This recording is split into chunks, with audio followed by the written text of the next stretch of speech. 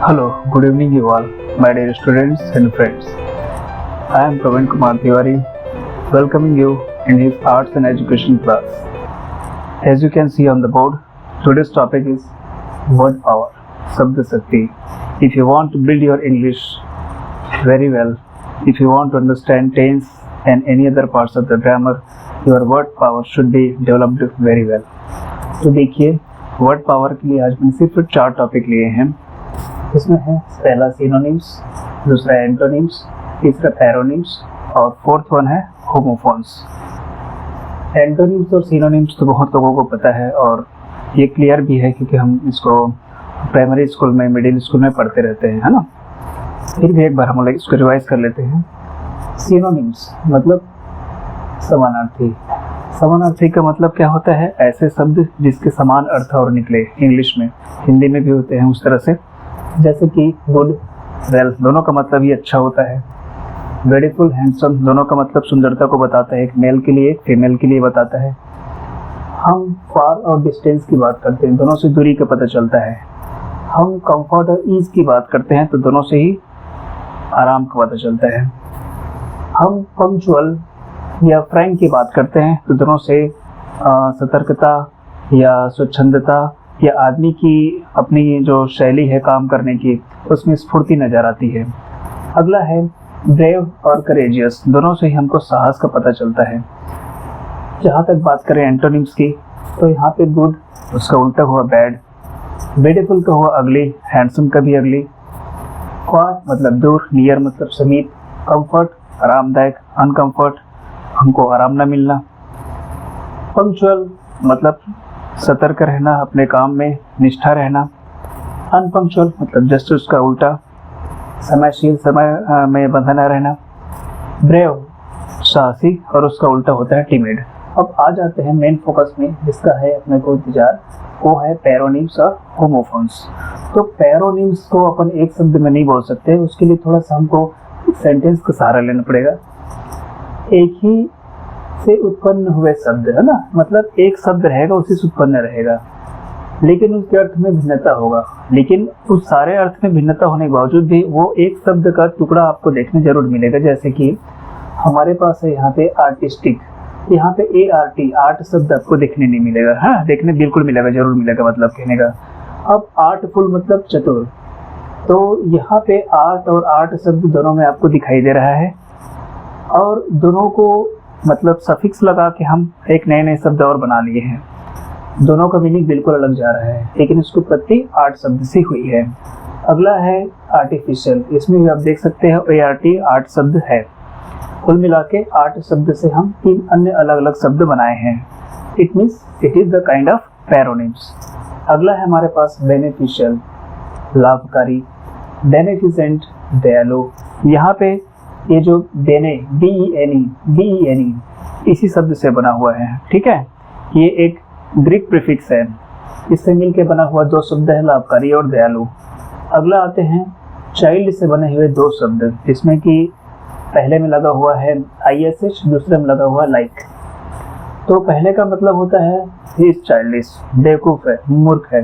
Stop your childish activity, childish work मतलब बेवकूफ, काम बंद करो, बेवकूफी बंद करो, मूर्खता बंद करो, है ना.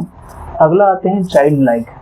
मतलब अगर कोई बड़ा व्यक्ति भी है, एकदम दयालु है, संत के समान है, तो उसके कार्य को चाइल्ड लाइक कहा जाएगा. उसमें कोई दोष नहीं पाया जाएगा, निर्दोष रहेगा, साधारण रूप से उसको कार्य को लिया जाएगा. अगला आ जाते हैं हम डाइवर्स. तो डाइवर्स मतलब होता है असमान, जो हर जगह अलग अलग हो. जैसे डाइवर्सिटी बोलते हैं हम, अपने भारत के लिए बोलते हैं यूनिटी एंड डाइवर्सिटी, अनेकता में एकता बोलते हैं ना. अब यहाँ पर है डाइवर्स, इसका मतलब होता है कई, अनेकों. दोनों अलग अलग चीजें होने के बाद भी हल्के हल्के सेम मीनिंग को अपने अंदर रखते हैं. अब सवाल ये पैदा होता है कि इसके मूल शब्द कौन से हैं? ये है डाइवर. ठीक है, या डाइवर्स को ले सकते हैं, इसको भी शामिल कर सकते हैं. पहले वाले में ई है, दूसरे में नहीं है. आगे आते हैं होमोफोन्स. होमोफोन्स समध्वनात्मक शब्द, मतलब जिसके राइमिंग एकदम सेम हो, जिसको सुनने में लगे कि हाँ वही शब्द बोला क्या, लेकिन जब उसको लिखेंगे पता चलता है कि नहीं, उसने कुछ दूसरा बोला था, है ना. हम जैसे वाटर बोले मतलब पानी, वाटर्स मतलब समुद्र हो जाता है. राइमिंग सेम है, वर्ड भी लुक अलाइक हैं, लेकिन मीनिंग बिल्कुल अलग अलग है। देख लेते हैं, यहाँ पे हम लोग कुछ शब्दों को आपके लिए दिया है। एक्सेस मतलब होता है पहुँच, और दूसरा एक्सेस मतलब होता है अति ज़्यादा, बहुत ज़्यादा। Excess of anything is bad बोलते हैं ना जो।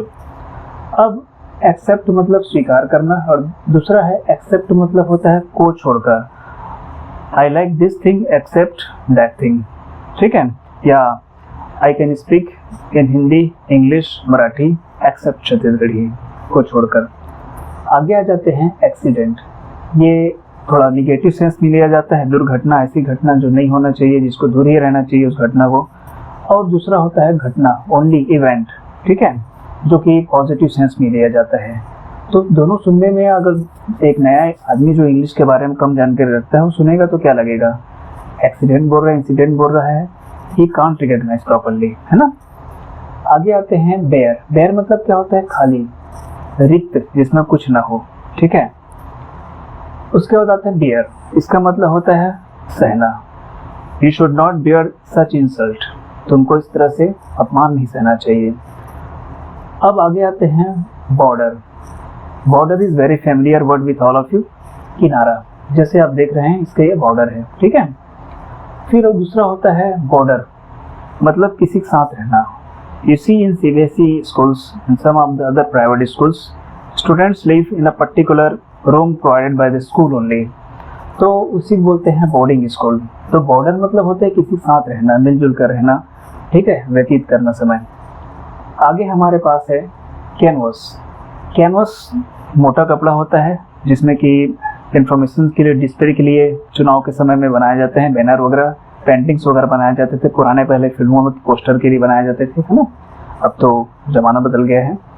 आगे है कैनवास। इसका मतलब होता है चुनाव प्रचार, इसी से बनता है कैनवासिंग, जेरंड, चुनाव प्रचार करना। अब लास्ट के हम 2 वर्ड्स को देख लेते हैं।